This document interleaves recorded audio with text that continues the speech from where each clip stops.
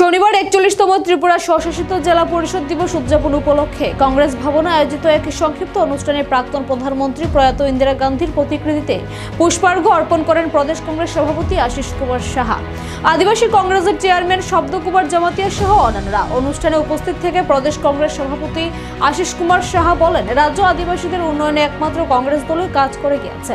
বর্তমানে এডিসি প্রশাসন ও অন্যান্য রাজনৈতিক দল কেউই উপজাতিদের উন্নয়নে কোনো সময় কোনো কিছুই করেননি। বিজেপি সরকার রাজ্য গঠিত হওয়ার পর থেকে 11 বছরও এডিসির হাতে অধিক ক্ষমতা প্রদান প্রক্রিয়া সম্পূর্ণ করতে পারেনি জানিয়ে রাজনীতি করে চলেছে তারা। দিল্লি থেকে ফিরে আদিবাসী উন্নয়ন মন্ত্রী বিকাশ দেববর্মার বক্তব্যের তীব্র নিন্দা করেন আশিস বাবু। তিনি বলেন, মন্ত্রী বিকাশ বাবুর বক্তব্যে বোঝা যাচ্ছে কেন্দ্রীয় স্বরাষ্ট্রমন্ত্রীর সঙ্গে বৈঠকে আরেকটি নির্বাচনী বৈতরণী পার হওয়ার জন্য আদিবাসীদের ইস্যু করার চেষ্টা চলছে। আদিবাসীদের অধিকার নিয়ে ছিনিমিনি খেলা বিজেপি দলের পুরনো কৌশল বলে উল্লেখ করেন তিনি।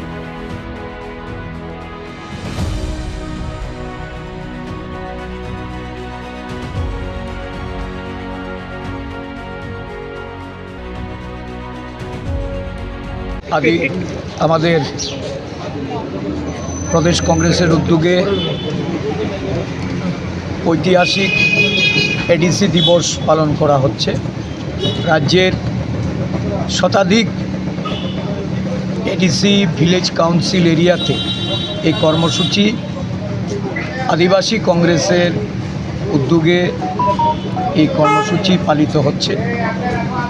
1984 সালে এমনি দিনে তৎকালীন ভারতবর্ষের প্রধানমন্ত্রী প্রয়াত ইন্দিরা গান্ধী সংসদে এই সংশোধনীর মাধ্যমে ষষ্ঠ তফসিলভুক্ত ত্রিপুরাকে উনি যখন ঘোষণা দেন, ওনার এই অবদানে এই রাজ্যের আদিবাসী এবং রাজ্যবাসী সকলে আজকে এই মহান নেত্রীর প্রতি আমরা শ্রদ্ধাঞ্জলি অর্পণ করছি। এটা বলতে দ্বিধা নেই যে এই রাজ্যের আদিবাসীদের উন্নয়নে এখন অবধি যা কিছু এটা কংগ্রেসের দান। কংগ্রেস কেন্দ্রের সরকারে থাকা অবস্থায় এই রাজ্যে বর্তমান এডিসি বা এই রাজ্যের আদিবাসীদের নিয়ে যারা দীর্ঘ সময় রাজনীতি করেছেন, তাদের রাজনৈতিক এবং তাদের যে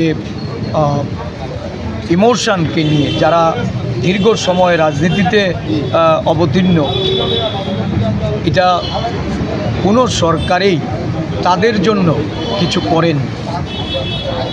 ষষ্ঠ তফসিল দেওয়াই শুধু নয়, বিশেষ করে আদিবাসীদের যেটা জল, জমি, জঙ্গল, এই যে তাদের অধিকার, সাংবিধানিক অধিকার, রাজনৈতিক অধিকার, ক্ষমতায়নের অধিকার, সংরক্ষণের অধিকার, এটা ভারতবর্ষের কংগ্রেস সরকার এবং জাতীয় কংগ্রেস দল আদিবাসীদের স্বার্থে কাজ করে চলেছে, বিগত দিনও করেছে। আগামী দিন তাদের ভবিষ্যৎ প্রজন্মের জন্য আমাদের জননায়ক রাহুল গান্ধীজির নেতৃত্বে আদিবাসীদের সংরক্ষণ এবং তাদের সংবিধান প্রদত্ত ক্ষমতার যে লড়াই, এই লড়াই তারা করে যাচ্ছে। আমরা জাতীয় কংগ্রেসের পক্ষ থেকে এই দিনটিতে রাজ্যের সমস্ত আদিবাসী জনগণ সহ রাজ্যবাসীকে আমরা অভিনন্দন জানাই।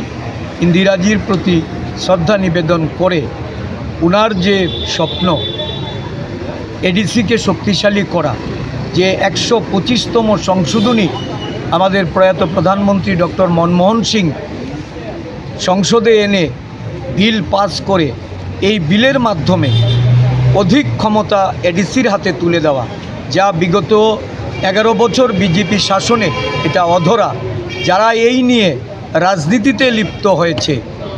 গত পরশুদিন দেখলাম রাজ্যের এই আদিবাসী দপ্তরের যিনি মন্ত্রী, উনি রাজ্যে দিল্লি থেকে ফিরে এসে বলছেন যে দেশের স্বরাষ্ট্রমন্ত্রীর সঙ্গে নাকি সলা পরামর্শ হয়েছে যে এটাকে ইস্যু বানাতে হবে। আদিবাসীদের অধিকার নিয়ে ছিনিমিনি খেলা এটা বিজেপির নতুন কিছু নয়। ভারতবর্ষের 12 কোটি এই আদিবাসী জনগণ তারা এটা প্রত্যক্ষ করছে। কিন্তু এই উপজাতি কল্যাণ দপ্তরের মন্ত্রীর ভাষায় এটা বুঝলাম যে আরেকটা নির্বাচনী টুপ, এটা স্বরাষ্ট্রমন্ত্রীর ঘরে এই ষড়যন্ত্রের যে পরিকল্পনা এটা গৃহীত হয়েছে এবং সেখানে আদিবাসীদের আবার তাদের ভাবাবেগকে কিভাবে কাজে লাগানো যায় ক্ষমতা দখলের জন্য। আদিবাসী উন্নয়ন মুখ্য নয়, ওই 125তম সংশোধনী, যে সংশোধনী ডক্টর মনমোহন সিং সংসদে নিয়ে এসেছিলেন, যা আজকে নির্বাচনী টুপ রূপে ব্যবহার করার জন্য এবং এই রাজ্যে এডিসিকে ডিরেক্ট ফান্ডিং, এটা আমরা প্রথম থেকে বলে আসছি যে এডিসিকে যদি সরাসরি অর্থ প্রদান করা না হয়, রাজ্য সরকারের হাতের পুতুল হিসাবে এডিসিকে ব্যবহার করা হলে আদিবাসীদের উন্নয়ন এটা কোনো অবস্থাতেই সম্ভব নয়। আদিবাসীদের তাদের মৌলিক অধিকারগুলিকে যদি সত্যিকার অর্থে এডিসির মাধ্যমে বাস্তবায়ন করতে হয়, তাহলে সরাসরি অর্থ সাহায্য এডিসিকে করতে হবে। কিন্তু দেখা গেল এটাকে শুধু ইস্যু তৈরি করে রাজনৈতিক মুনাফা লোটার। আমরা এর তীব্র প্রতিবাদ জানাচ্ছি। আজকের দিনে আমরা সারা রাজ্যে শতাধিক এই কর্মসূচি হচ্ছে। আদিবাসী জনগণের কাছে আমাদের বার্তা যে আপনারা আসুন, এগিয়ে আসুন, আমাদের কংগ্রেস দলকে শক্তিশালী করুন। পাহাড়ে আজকে ধীরে ধীরে ঢল নামছে। আজকেও আমাদের কাঞ্চনপুর, পেচারথলে কয়েকটি কর্মসূচিতে আমি অংশগ্রহণ করব। আমাদের আদিবাসী কংগ্রেসের চেয়ারম্যান শব্দবাবু, উনি যাবেন সোনামুড়া এবং বাগমার বেশ কয়েকটি কর্মসূচিতে। সব জায়গাতেই আদিবাসীরা কংগ্রেসের পতাকা হাতে তুলে নিচ্ছে, কংগ্রেস দলে যোগদান করছে। আমি আরও তাদের যে যুব সমাজকে আমি আহ্বান করব যে আপনারা আপনাদের অতীতের যে ধারণা, এই ধারণা ভেঙে বেরিয়ে আসুন, কংগ্রেসকে শক্তিশালী করুন।